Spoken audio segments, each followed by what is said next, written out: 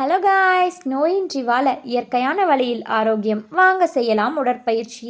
நம்ம வாங்க செய்யலாம் உடற்பயிற்சி சேனலில் யோஸ் online fitness and yoga center மூலமாக நம்ம ஒரு ஃபிட்னஸ் கிளாஸ் வந்து அரேஞ்ச் பண்ணியிருக்கோம். Fitness demo class. யாருக்காவது ஃபிட்னஸ் டெமோ கிளாஸ் வேணும்னு விருப்பப்பட்டீங்கன்னா என்ன காண்டாக்ட் பண்ணுங்கள். இன்றைக்கி நம்ம ஃபர்ஸ்ட் ஃபிசிக்கல் ஆக்டிவிட்டினா என்னென்னு பார்த்துக்கலாம். ஃபிசிக்கல் ஆக்டிவிட்டி அப்படிங்கிறது எனி பாடிலி மூமெண்ட். நம்ம பாடி வந்து ஒரு பிளேஸ்லேருந்து இன்னொரு பிளேஸில் ஏதோ ஒரு மூமெண்ட்டோ ஏதோ ஒரு ஆக்டிங்கோ ஏதோ ஒரு பிளேயிங்கோ பண்ணிகிட்ருக்கிறது தான் வந்து ஃபிசிக்கல் ஆக்டிவிட்டி அப்படின்னு சொல்கிறாங்க.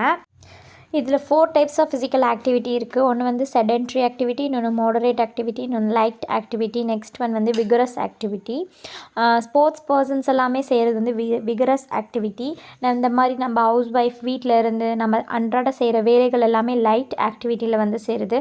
சைக்கிள் ஓட்டுறது, கிட்ஸ் வந்து ப்ளே பண்ணுறது எல்லாமே moderate activity. Sedentary activity most of the people வந்து இப்போ செடென்ட்ரி ஆக்டிவிட்டியில் தான் வந்து இன்வால்வ் ஆகியிருக்காங்க. அதாவது ஐடி ஃபீல்டாக இருக்கட்டும், எந்த ஃபீல்டாக இருக்கட்டும், எல்லாமே வந்து உட்காந்து பண்ணுற வேலைகளை தான் பண்ணுறாங்க. இப்போ குழந்தைங்களே எடுத்துக்கோங்களேன், ஃபோன் பார்க்குறது, டிவி பார்க்குறது, இதை தான் பண்ணுறாங்க. இது எல்லாமே வந்து செடென்ட்ரி ஆக்டிவிட்டீஸ் தான். சரி, இதை எதுக்கு நம்ம தெரிஞ்சுக்கணும் அப்படின்னு நினைக்கிறவங்களுக்கு சொல்கிறேன். ஃபஸ்ட்டு ஃபிசிக்கல் ஆக்டிவிட்டி செய்கிறதுக்கு முன்னாடி அது எக்ஸசைஸாக இருக்கட்டும், யோகாவாக இருக்கட்டும், ஃபிட்னஸ் ஒர்க் அவுட்டாக இருக்கட்டும், இது எல்லாமே செய்கிறதுக்கு முன்னாடி நம்ம எந்த லெவல் ஆஃப் ஆக்டிவிட்டி செய்ய போகிறோம் அப்படிங்கிறதுல வந்து ஒரு கிளாரிட்டி இருக்கணும். அதுக்காக தான் ஃபிசிக்கல் ஆக்டிவிட்டினா என்ன அப்படிங்கிறத பற்றி நான் இப்போ சொன்னேன். இப்போ வந்து நம்ம டாபிக் வரும். டயாசிஸ் ரெக்டே. இது தாங்க காமன் ப்ராப்ளம் எல்லா விமன்ஸ்க்குமே. டயாசிஸ் ரெக்டே வந்து 4 டைப்ஸ்க்கு இருக்குங்க. இந்த டயாசிஸ் ரெக்டே எதனால் ஏற்படுது அப்படிங்கிறது வந்து தெரிஞ்சுக்கணுங்க.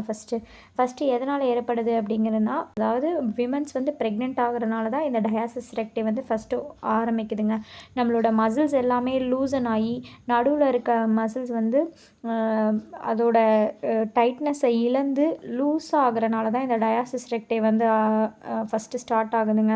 இதை எப்படி சரி பண்ணுறது அப்படின்னு எல்லாருக்குமே டவுட் இருக்கும். எல்லா யூடியூப் சேனல்ஸ்லேயுமே வந்து உங்களுக்கு அப்டமன் ஒர்க் அவுட்ஸ் சொல்லி கொடுத்துருக்காங்க. அதை செஞ்சால் நம்மளுக்கு சரியாயிடும் அப்படின்னு நினைக்கிற லேடிஸ் நிறையா பேர் இருக்கீங்க.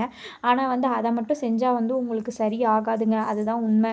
இந்த மாதிரி அப்டமனல் ஒர்க் அவுட்ஸ்லாம் செய்கிறனால நம்மளோட அப்டமன் டைட் ஆகிடும் அப்படின்னு நினைப்பீங்க. கண்டிப்பாக டைட் ஆகுங்க. எல்லோரும் நினைக்கிற மாதிரி ஒரே வாரத்துலேயோ 10 நாள்லேயோ 1 மந்த்லேயோ கண்டிப்பாக டைட் ஆகாதுங்க.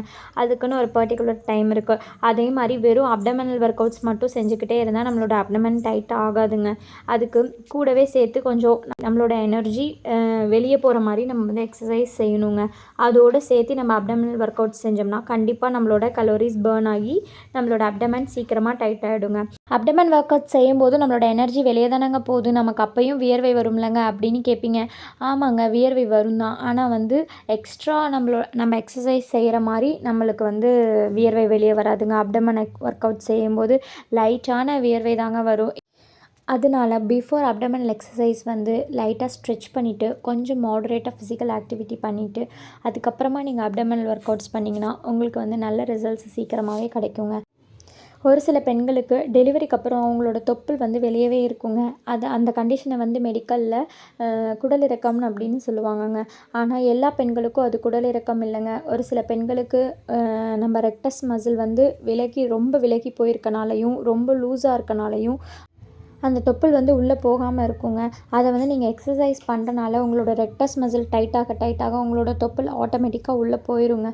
சில பெண்களுக்கு அது குடலிறக்கம் அப்படின்னு சொல்லுவாங்கங்க. அது எப்போது அது குடலிறக்கமாக ஆகுது அப்படின்னா, உங்களுக்கு அந்த தொப்புளை சுற்றி ஒரு வலியோ அல்லது உங்களுக்கு வாமிட்டிங் சென்சேஷனோ இருக்கும்போது தான் அதை வந்து குடலிறக்கம் அப்படின்னு சொல்கிறாங்கங்க. அவங்களோட தொப்புளில் தீராத வலிகளோ வாமிட்டிங் சென்சேஷனோ இருந்து உங்களோட தொப்புள் வந்து வெளியே தள்ளி இருந்துச்சு அப்படின்னா அதை வந்து குடலிறக்கம்னு சொல்கிறாங்க. மித்தபடி அது எக்ஸசைஸ் பண்ணும்போது சரியாயிடுங்க.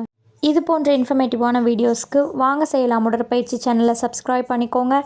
Online fitness class or yoga class வேணும்னா எனக்கு டிஎம் பண்ணுங்கள். தேங்க்யூ, பாய்.